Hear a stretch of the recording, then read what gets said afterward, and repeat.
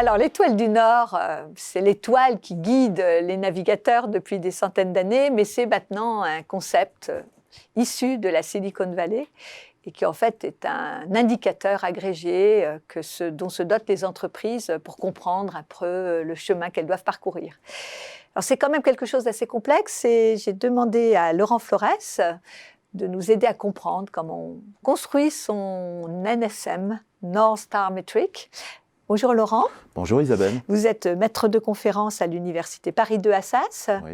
auteur d'un livre chez Duno qui est réédité, Mesurer l'efficacité du marketing digital. Oui. Et donc, vous savez très bien construire ce KPI, puisque c'est un KPI finalement, qu'est la NSM. Alors effectivement, il y a pas mal d'acronymes qui sont très à la mode en ce moment, ou qui l'ont été, ou qui le redeviennent de temps à autre. Donc la NSM, en fait, c'est... souvent, je disais quelquefois que c'est un peu la MSN de Barcelone et du Barça pour les footeux qui peuvent nous écouter. MSN, Messi, Suarez, Neymar, qui ont longtemps enchanté l'Europe en étant champions d'Europe de très nombreuses années. Le propos, c'est quoi? C'est une combinaison qui vont permettre donc à une équipe, en l'occurrence, mais à une entreprise, de pouvoir guider la performance au travers du temps. Alors la réalité, c'est que mettre en place une métrique, un KPI, on va revenir peut-être un peu plus tard sur ces notions de KPI, c'est pas quelque chose de nouveau, mais qui renvoie à des fondamentaux. La première des choses fondamentales, c'est que la MSN doit être relié à l'objectif principal qu'on souhaite atteindre. Alors, est-ce que ça va être de vendre? Est-ce que ça va être de développer la satisfaction auprès des clients? Le propos, c'est de garder en tête quel est l'objectif final qu'on veut mettre en œuvre. Et le point essentiel par rapport à ça, c'est que souvent aujourd'hui, surtout dans un monde où la donnée nous envahit, c'est souvent la réalité ou le problème que les managers ont face à eux, c'est la multitude de données disponibles. Et premier point, la métrique qui va vraiment faire allégeance ou en tout cas faire référence, c'est la métrique que les gens vont s'approprier. Et donc c'est pour ça que je dis souvent que le propos c'est pas it's not about data but about people.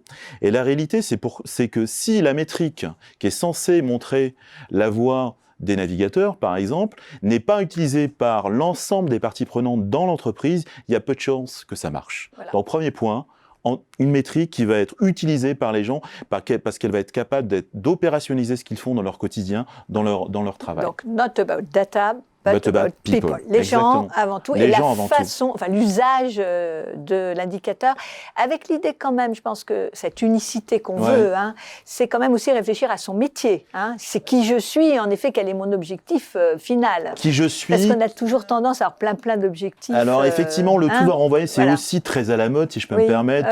On parle de raison d'être, on parle aujourd'hui de raison d'agir. Voilà.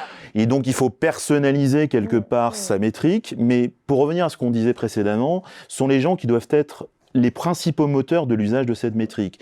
Alors, si par exemple, une société comme Airbnb va déployer en fait un certain nombre de métriques, la métrique qu'ils suivent de façon universelle, ce ne sera pas forcément le développement du chiffre d'affaires, mais ça va être le nombre de nuitées. Pourquoi le nombre de nuitées? Pourquoi? Parce que la métrique parle aux deux catégories de parties prenantes essentielles que sont d'un côté les particuliers qui reçoivent chez eux et bien évidemment plus on a de nuitées et plus le chiffre d'affaires va se développer. Donc encore une fois une métrique qui va être simple, intelligible et qui va donner du sens, comme vous le disiez à l'instant, aux gens qui vont se l'approprier. Voilà, qui vont contribuer à leur façon à cette métrique. Exactement. Alors le deuxième, puisqu'on est quand même sur un KPI, c'est de personnaliser, vous disiez, le plus possible. Hein. Personnaliser le plus possible pour que les gens utilisent dans leur quotidien et plutôt que souvent d'avoir un seul KPI, peut-être que le KPI essentiel doit renvoyer un certain nombre de KPI que les gens vont s'approprier dans leur quotidien.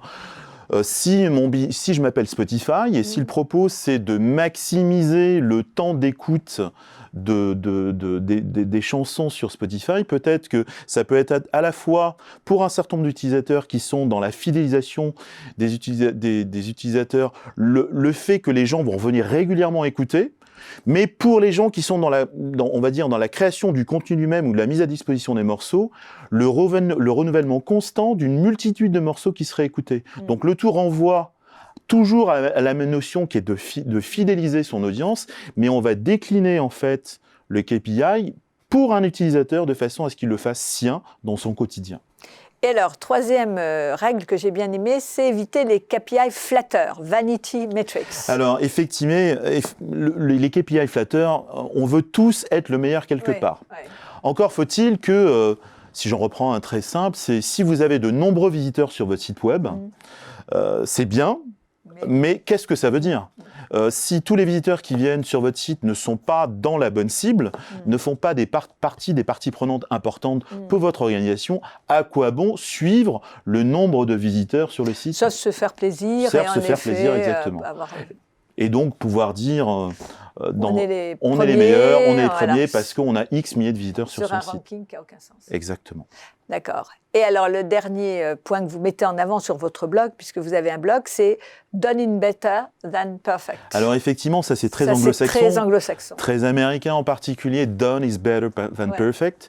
Mieux vaut essayer de mettre en place quelque chose et d'accepter le fait que le tout ne soit pas parfait dès le départ, d'impliquer les gens dans l'usage, de faire en sorte qu'il y ait une certaine ouverture dans la capacité à réaligner la métrique pour pouvoir petit à petit mettre en place le tout de façon progressive dans l'organisation. Créer la dynamique plus que vouloir avoir la perfection et d'atteindre... Et surtout, le tout renvoie à la réexploitation du tout par les utilisateurs. Un exemple, si vous avez un tableau de bord qui va mettre en avant les métriques ou la métrique, mais que peu d'individus dans l'organisation utilisent et se loguent sur un tableau de bord pour suivre les métriques, pourquoi pas, tout simplement, envoyer un mail régulier avec les métriques particulières aux gens qui vont avoir l'utilité de l'usage de ces métriques-là, pour être capable de redonner du sens à l'organisation, à l'usage des gens, dans l'utilisation de la bonne métrique pour eux. Ah ouais, donc, l'animation est fondamentale, et forcément, et je pense que c'est très anglo-saxon et très américain en particulier,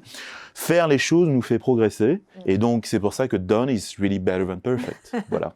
En effet, merci de cet éclairage. Est très intéressant et je crois que beaucoup d'entreprises françaises devraient saisir du sens du sujet plus que de vouloir l'appliquer, je dirais, en tant que bon élève. Exactement. Donnez du sens à ce que vous faites et faites les choses, ça vous amènera très loin. Merci Isabelle. Laurent.